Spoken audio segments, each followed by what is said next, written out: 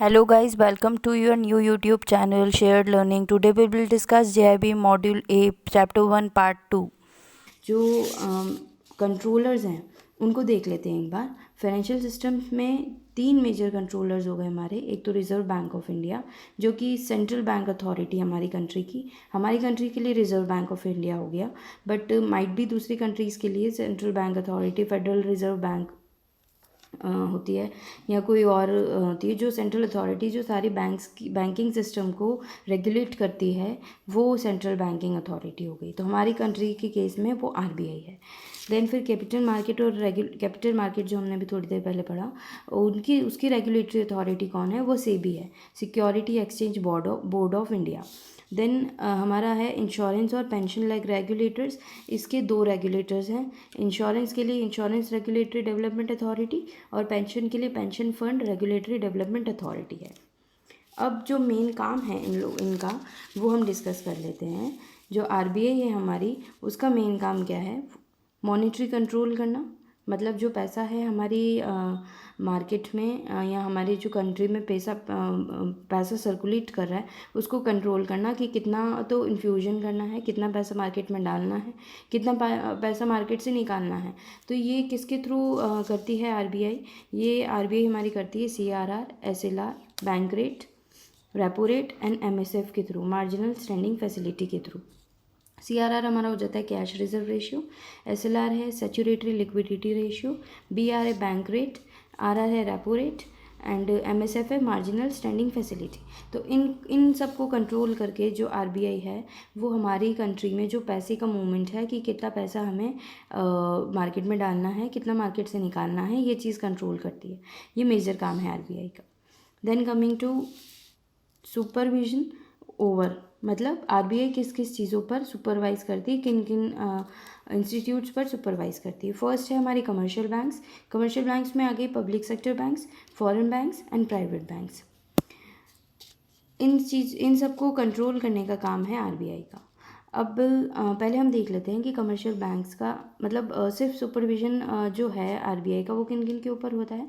एक तो commercial banks के ऊपर रहता है, एक नॉन बैंकिंग फाइनेंस कॉर्पोरेशंस के ऊपर से होता है, एक प्राइमरी डीलर्स के ऊपर होता है, फाइनेंशियल इंस्टीट्यूट्स के ऊपर होता है, कोऑपरेटिव बैंक्स के ऊपर होता है। ये सारा तो जो सुपरविजन का काम है वो होता है आरबीआई का। अब जो सुपरविजन कमर्शियल बैंक्स के ऊपर होता है, पहले हम देख लें कमर्शियल बैंक्स होती क्या है। कमर्शियल बैंक्स का काम होता है डिपॉजिट को एक्सेप्ट करना। कोई भी बैंक, जो भी कमर्शियल बैंक्स है, प्राइवेट बैंक्स हैं, रूरल बैंक्स हैं, इनका फॉरेन बैंक्स हैं, पब्लिक सेक्टर बैंक्स हैं, इनका बेसिकली काम है कि ये पब्लिक से पैसा उठाते हैं। और ये किस काम के लिए उठाते हैं? ये पैसा खुद के यूज़ के लिए ही नहीं ले सकते। जैसे कि कंपनीज़ हैं, अपना कोई प्रोडक्ट बना रही है, मैन्युफैक्चर कर रही है, तो उसके लिए पैसा यूज़ करती है, तो वो एक बैंक नहीं कहलाती।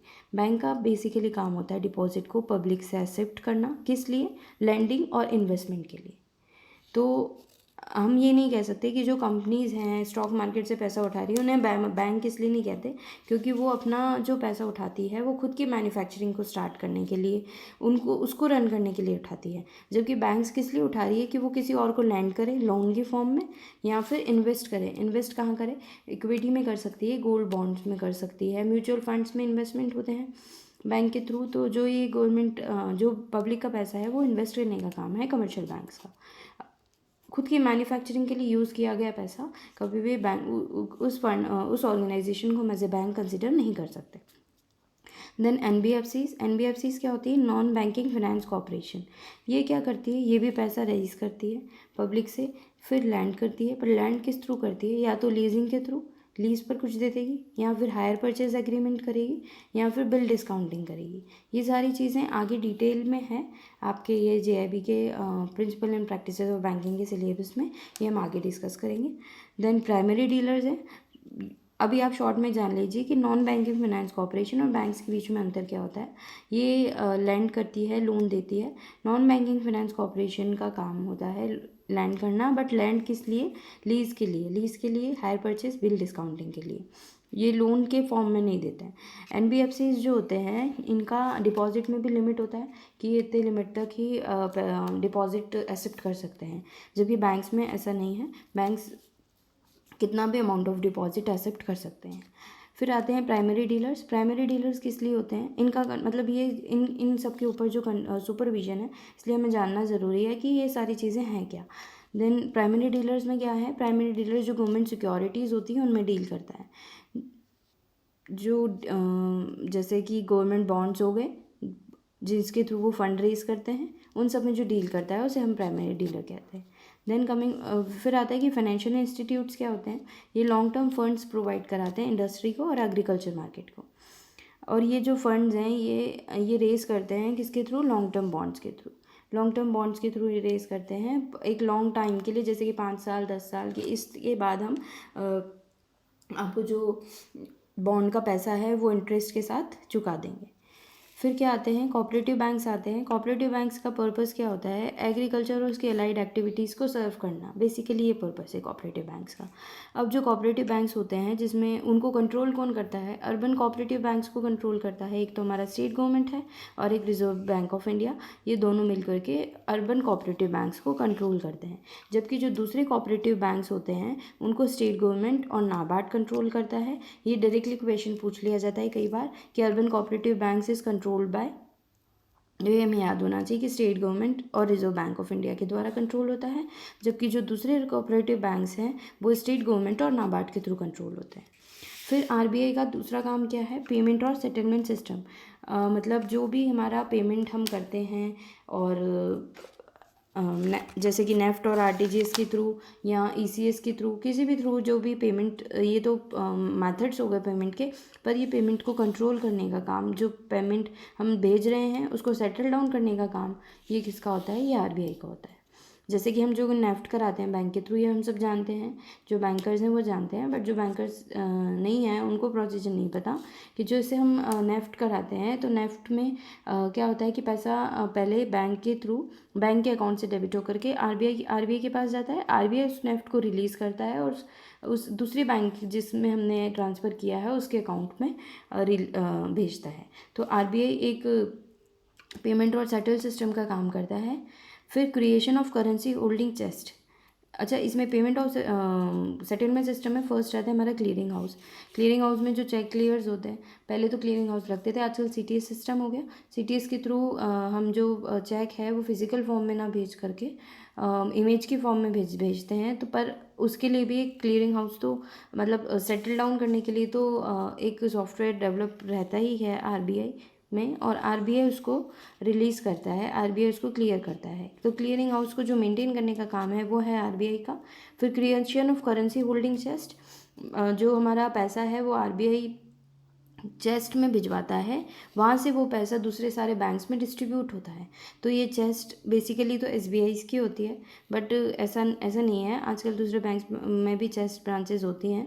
अब जो चेस्ट ब्रांचेस होती हैं उसके तो जो 2 एम्प्लॉयज़ होते हैं उनकी सैलरी आरबीआई के थ्रू आती है। 2 ऑफिसर्स की सैलरी चेस्ट मेंटेन करने के लिए जो उनकी सैलरीज होती हैं वो आरबीआई के थ्रू आती है। तो करेंसी चेस्ट मेंटेन करना ये आरबीआई का काम है, क्रिएट करवाना। फिर इलेक्ट्रॉनिक फ़ंड ट्रांसफ़र करना, जैसे कि नेफ्ट हो गया, हमारा आरटीजीएस है, यूपीआई के थ्रू आजकल हम पैसे दे रहे हैं तो वो भी इलेक्ट्रिक फॉर्म में ही आता है। तो ये सारी जो चीज़ें हैं, आईएमपीएस है, immediate payment system, immediate mode payment system, तो ये सारी चीज़ें इलेक्ट्रॉनिक फंड में आती हैं और इसको मेंटेन करने का काम भी किसका है, इसको भी मेंटेन करने का काम है हमारा आरबीआई का। ठीक है, आगे चलते हैं, मैनेजमेंट ऑफ गवर्नमेंट डेब्ट्स।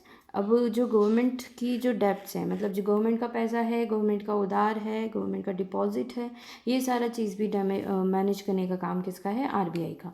अच्छा, गवर्नमेंट डेब्ट्स का मतलब तो हम जान लेते हैं पहले क्या होता है। जैसे गवर्नमेंट को पैसे की रिक्वायरमेंट है तो गवर्नमेंट बॉन्ड्स के थ्रू, गवर्नमेंट सिक्योरिटीज़ के थ्रू मार्केट से पैसा रेज करती है।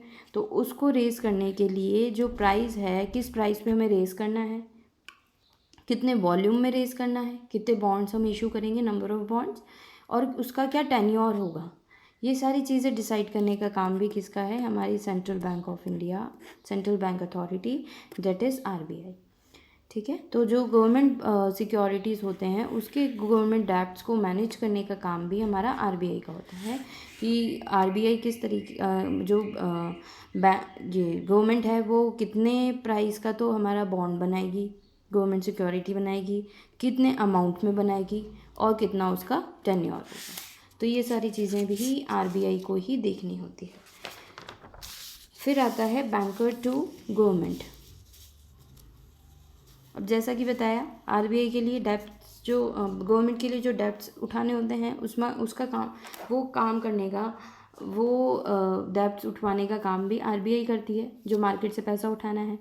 तो जो अकाउंट है इसके गवर्नमेंट के हमारे, या जो डिपॉजिट गवर्नमेंट के पास आती है उसको मेंटेन करने का काम भी किसका है, आरबीआई का। आरबीआई ही मैनेज करती है गवर्नमेंट के सारे अकाउंट्स को, सारे डिपॉजिट्स को।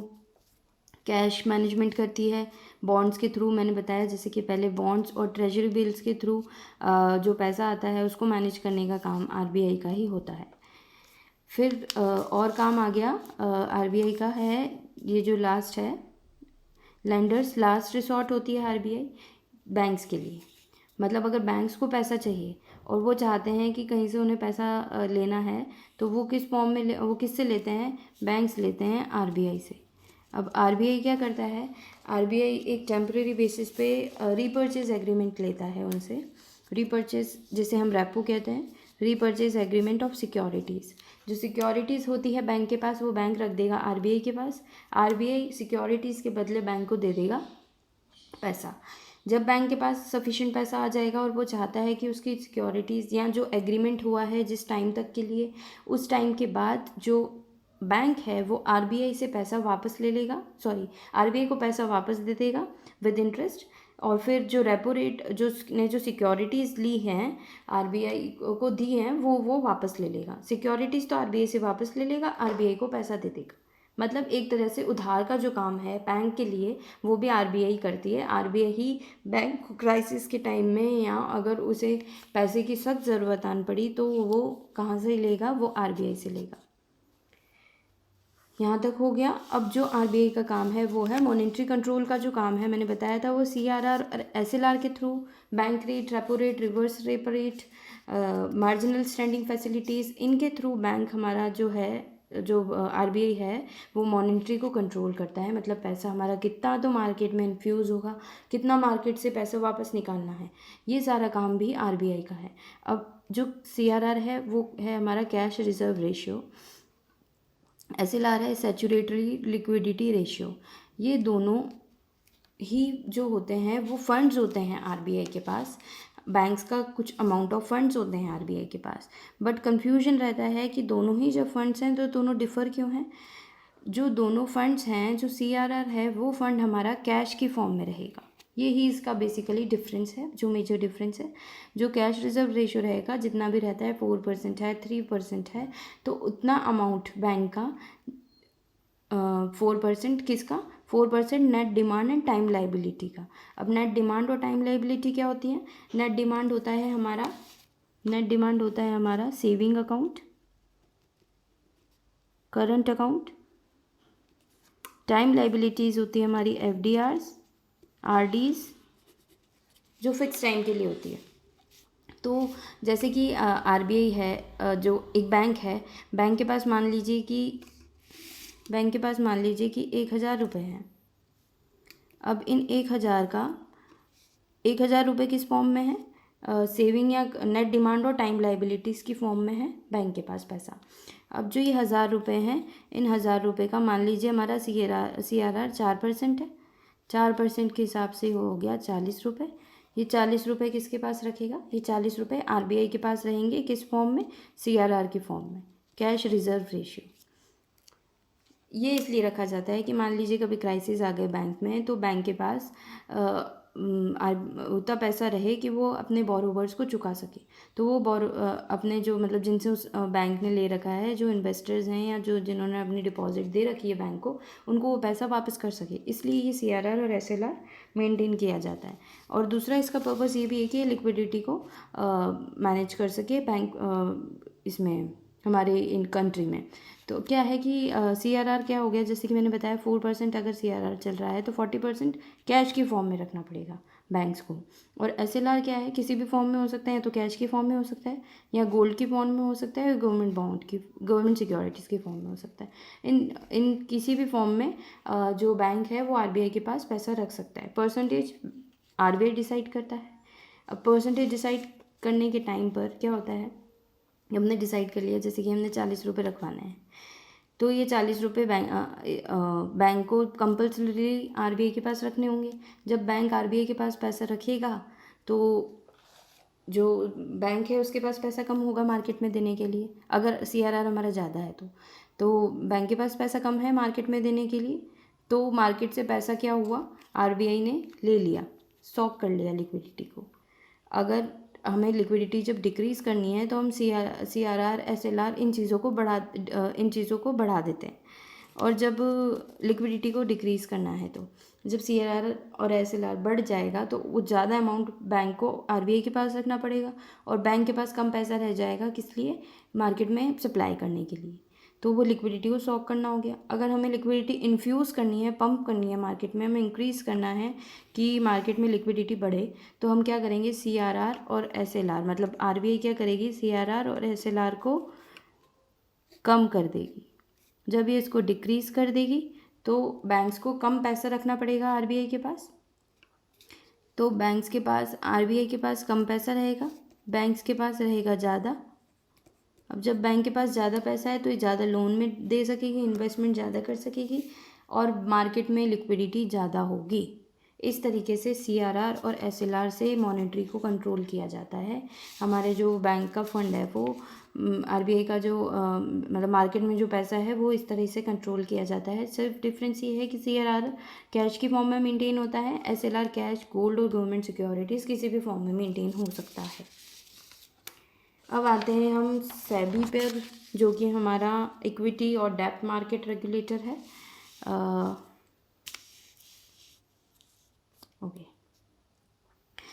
इक्विटी और डेब्ट मार्केट है हमारा, इसको रेगुलेट करने का काम होता है security exchange board of India, जो कि सेबी है हमारा। अब इसमें जो टर्म्स यूज़ होते हैं इनको हम एक बार देख लेते हैं। एक तो स्टॉक एक्सचेंज होते हैं हमारे, जो कि ये भी अप्रूव्ड होते हैं रेगुलेटर्स के थ्रू, मतलब जो रेगुलेटर हमारा सेबी है वो अप्रूव करेगा स्टॉक एक्सचेंजेस को, कि आप सेल कर सकते हैं सिक्योरिटीज़ को, किसके बिहाफ पे, इन्वेस्टर्स के बिहाफ पे। जो एक इन्वेस्टर है ऐसे ही वो डायरेक्टली तो किसी के पास नहीं चला जाएगा कि मुझे ये इस इक्विटी में, इस कंपनी में इन्वेस्ट करना है। उसके लिए कोई एक स्टॉक, कोई मीडियम होना चाहिए। वो मीडियम है हमारा स्टॉक एक्सचेंजेस, जो कि नेशनल स्टॉक एक्सचेंज और बॉम्बे स्टॉक एक्सचेंज है इंडिया के केस में। अब ये जो, जैसे कि अब हम ब्रोकरेज की बात करें, तो जैसे कि हम कोई प्रॉपर्टी परचेज़ करने जाते हैं तो हम किसी प्रॉपर्टी डीलर के पास जाते हैं। आजकल ऐसे ही होता है, पहले तो ऐसा होता था कि अड़ोस पड़ोस में बहुत बातें होती थी, जो तो आपस में वो लोग कंसल्ट कर लेते थे कि मुझे बेचना है, मुझे ख़रीदना है।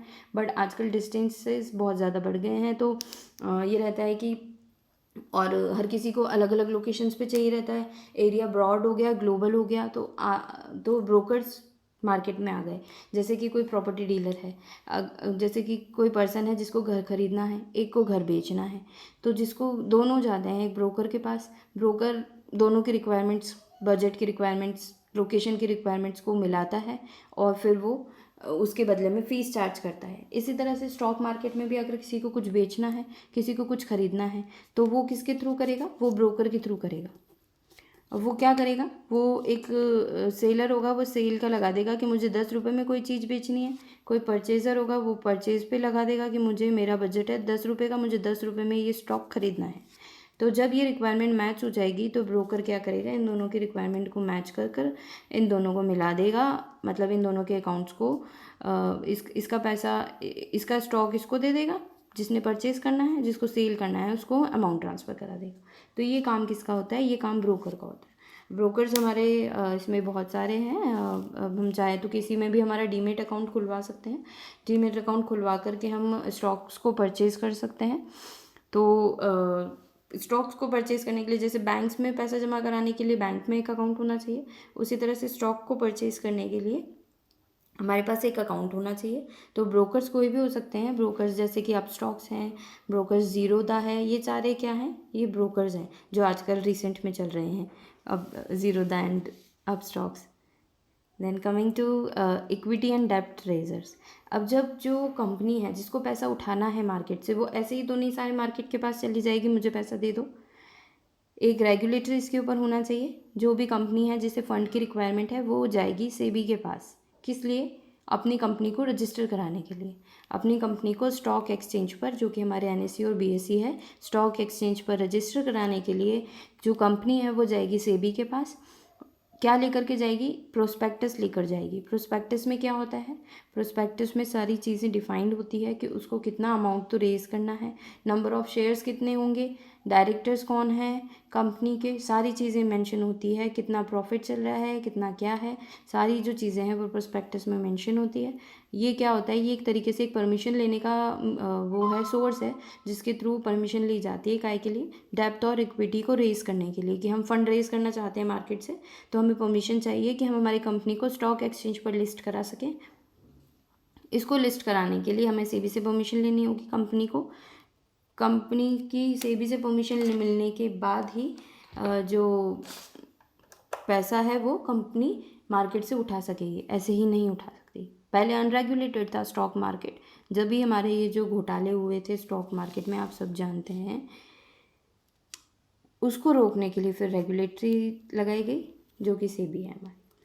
ठीक है, सेबी का काम क्या है? पहले जो भी कंपनी है, उस जो भी कंपनी अपने आप को रजिस्टर कराना चाहती है तो वो सेबी के थ्रू स्टॉक मार्केट में रजिस्टर कराएगी।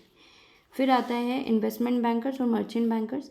ये क्या होते हैं? जैसे आजकल बहुत सारी बैंक्स हैं वो म्यूचुअल फंड्स में भी इन्वेस्ट करवा रही है कस्टमर्स को, तो ये सारी जो बैंक्स है वो इन्वेस्टमेंट बैंकर्स या मर्चेंट बैंकर्स में आ गए हमारे। ये क्या करते हैं? इशू कर दें स्टॉक्स, कस्टमर्स को तो स्टॉक्स दे देंगे, फंड रेज करेंगे इसके थ्रू, और ये भी लाइसेंस लेकर के ही होता है आरबीआई। मतलब जो भी है कस्टमर, अगर वो अपना क्या कराना चाह रहा है, वो स्टॉक्स खरीदना चाह रहा है, तो स्टॉक्स परचेज करने के लिए उसको कोई नॉलेज नहीं है। अब उसको नॉलेज ना होने के कारण ऐसा तो नहीं है वो डालना नहीं चाहेगा, वो डालना चाहता है स्टॉक्स में क्योंकि उसमें रिटर्न ज़्यादा है, तो वो किसके थ्रू होता है? वो म्यूचुअल फंड्स के थ्रू होता है। म्यूचुअल फंड्स किनके थ्रू चलते हैं? बैंक्स के थ्रू भी होने लग गए आजकल। तो ये जो बैंक्स हैं जो म्यूचुअल फंड्स में इन्वेस्ट हमें करा रहे हैं, इनको मर्चेंट बैंकर्स कह सकते हैं हम। ये फंड रेज करते हैं पब्लिक से और फिर इशू करवाते हैं स्टॉक, ये इसको स्टॉक्स को, और फिर इनको भी परमिशन लेनी पड़ती है म्यूचुअल फंड्स कराने के लिए, लेने दिलवाने। This is all for today.